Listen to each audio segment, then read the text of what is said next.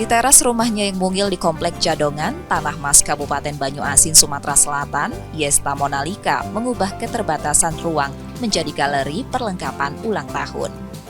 Buket bunga, kue hias, hingga berbagai kreasi dekoratif tertata rapi menjadi wajah usaha rumahan miliknya yang kini dikenal pelanggan setia.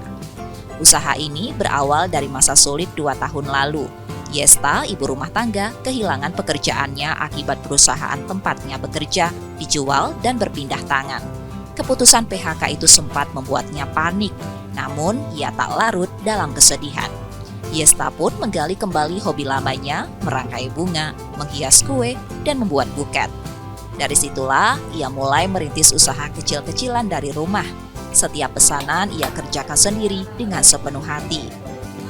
Berawal dari PHK, saya coba membangun bisnis ini dari teras rumah. Sebagai ibu rumah tangga yang awalnya cuma iseng doang, nggak taunya jadi cuan. Setiap kali saya dekor kue atau bikin buket pesanan customer, saya memiliki tantangan tersendiri yang menurut saya itu bisa jadi healing, yang pastinya healing yang berbayar. Ia bahkan menyambut kritik dan masukan dari pelanggan sebagai bekal untuk terus berkembang. Kreativitasnya diuji hampir setiap hari, mulai dari karakter kartun untuk hiasan kue, permintaan warna buket yang unik, hingga ide-ide segar untuk perayaan ulang tahun. Semua dijawabnya dengan tangan terampil dan ketekunan yang tak surut.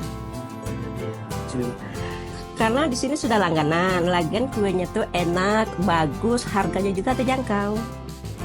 Harga produknya bervariasi, mulai dari Rp45.000 hingga ratusan ribu rupiah, tergantung tingkat kerumitan dan permintaan pelanggan.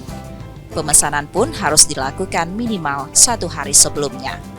Yesta percaya, kehilangan pekerjaan bukan akhir dari segalanya. Purwantoro, Kompas TV, Banyuasin, Sumatera Selatan.